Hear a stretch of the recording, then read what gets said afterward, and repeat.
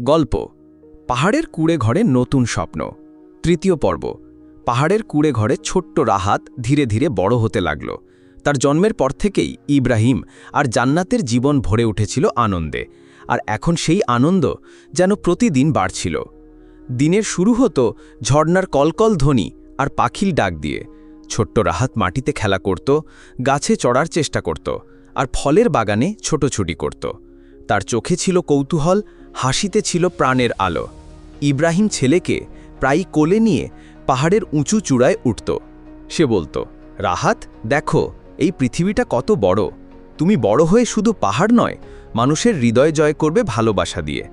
জান্নাত ছেলেকে ভালোবাসার গল্প শোনাত। কখনো কারো প্রতি হিংসা করবে না।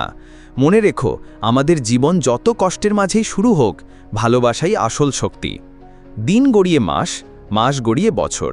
রাহাত ধীরে ধীরে পাহাড়ি পরিবেশে সাহসী আর প্রাণবন্ত এক ছেলেতে পরিণত হল।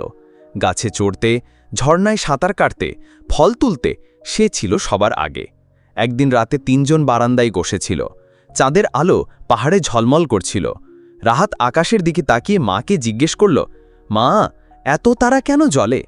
জান্নাত হেসে ছেলেকে বুকে টেনে বলল, যেমন আমরা তোমাকে ভালোবাসি, ঠিক তেমনি প্রতিটা তারা ভালোবাসার আলো জেলে রাখে। ইব্রাহিম তাকিয়ে থাকল তার পরিবারকে, মনে মনে ভাবল, যে ঘর একদিন আগুনে ভস্মীভূত হয়েছিল, আজ সেই আগুনের ছাই থেকে জেগে উঠেছে এক নতুন স্বপ্ন। এভাবেই পাহাড়ের কুঁড়েঘর ভরে উঠব ভালোবাসা, সন্তান আর আশার নতুন আলোয়। গল্পটি ভালো লাগলে একটি লাইক দিয়ে আমার চ্যানেলটি সাবস্ক্রাইব করবেন, যাতে পরবর্তী ভিডিওর আপডেট সবার আগে পেয়ে যান।